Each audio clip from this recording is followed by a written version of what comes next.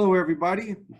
I'm David with Personal Living, and welcome to another edition of On the Clock with Personal Living Alert. Today, we're talking to my good friend Campbell Epes. He's the executive director at Pacifica Forest Trace. We're just going to do some little talking and get to know Campbell and what's going on from his perspective inside ALFs with this COVID-19 crisis going on. So, Campbell, thank you for being here, and good morning, and how are you doing? Doing good today, Dave. How are you? It's great to see you here, video. I guess video-ly. Is that a word? It is now. It is now. So yeah, look, I'm glad we go to the same barber. You know, it all looks good to us on video. All of a sudden, the world's all gone to Zooming. You're like you'll be my second today of 3. Yeah. So let me ask you, Campbell. Let's start off with how did you get into the senior arena, and what's your background? Oh, actually, I've been in senior living for about 25 years at this point in time. Prior to that, I had a master's in healthcare administration. I went to Medical College of Virginia, and I was a hospital administrator for a 10-year stretch of my life. So I ran little small ones, ran some big ones, 500, 450 beds here locally. Had a career transition out of that, and I actually bought my first assisted living community in 1995 and ran it for 6 years. And then I figured out it might be easier to lose other people's money besides my own, and went to work doing turnarounds for companies at that time. There you go. And now how long have you been to Pacifica? Been in Pacifica now for 10 years. Nice. I know we do a lot of networking events over there, for ESR and a couple other things, which we truly appreciate you opening up your doors for us. I know you're very active in the giving back type of an arena. I know you won an award, I think, for Man of the Year or something just recently. Oh, Volunteer of the Year with the Aging and Disability Resource Center. Also local chairman of the Tamarack and North Lauderdale Chamber of Commerce.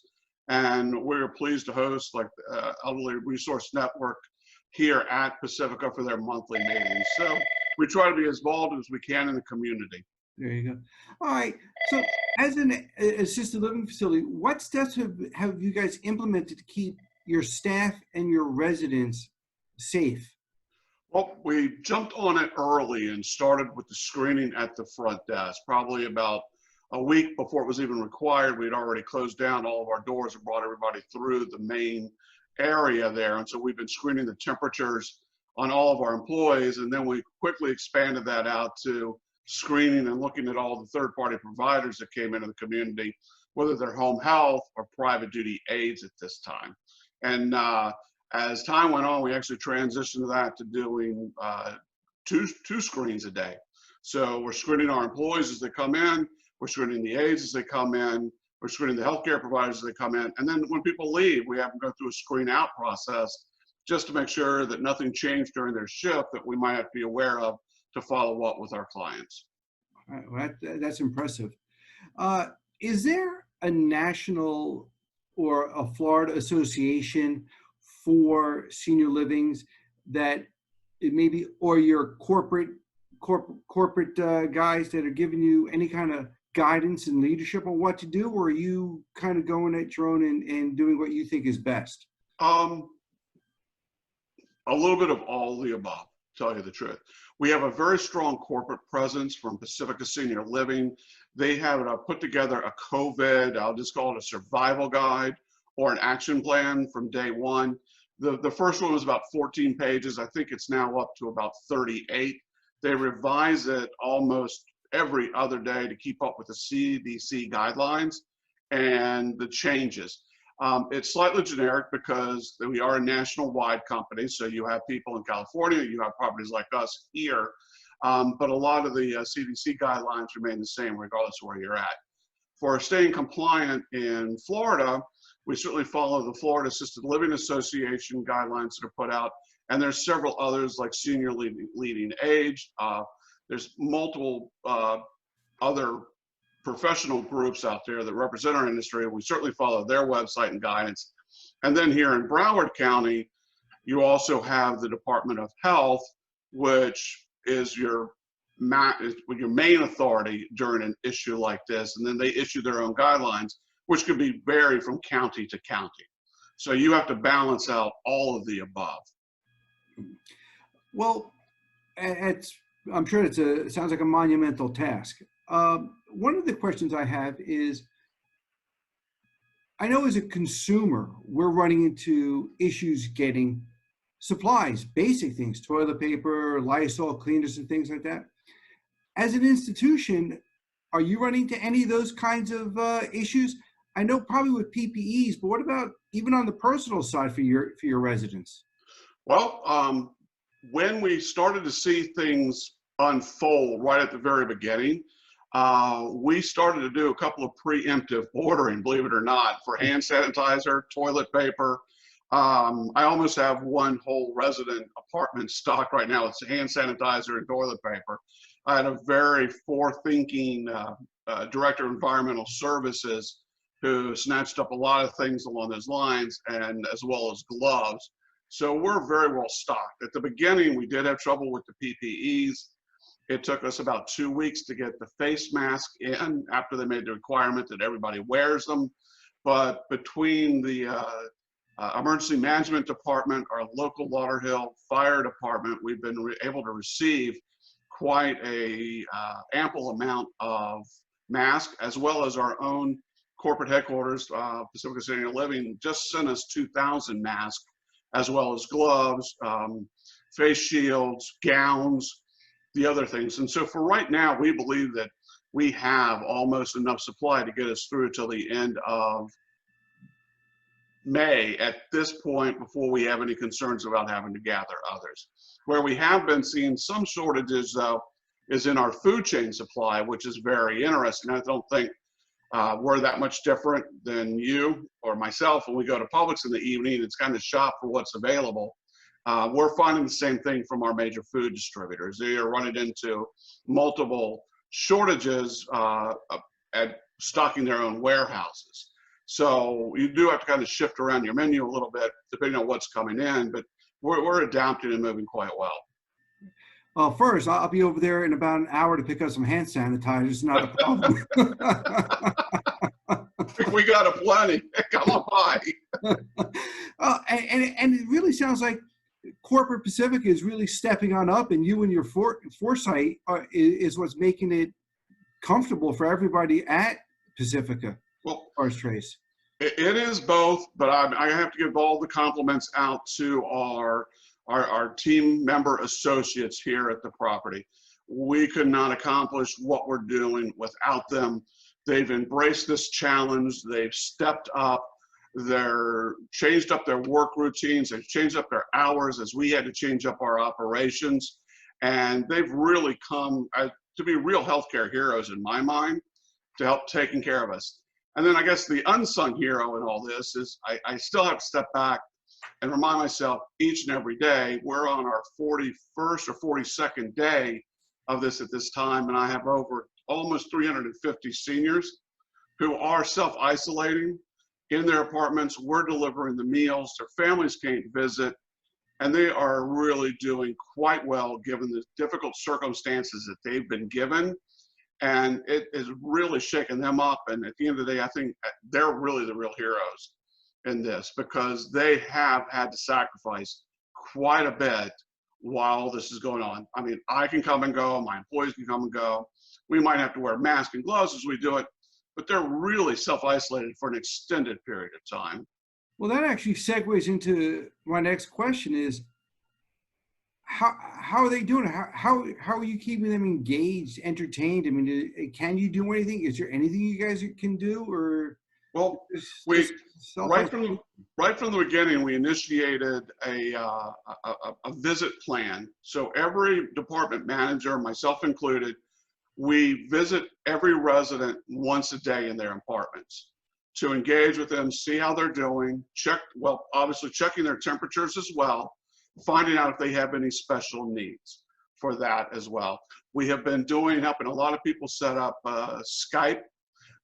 We've all become experts in Zoom, apparently, because it's free. Thank you, Zoom. Give a plug there on setting that up in the apartments. And then here recently, we just adapted our in-house TV screen, which just usually rolls through like little announcements.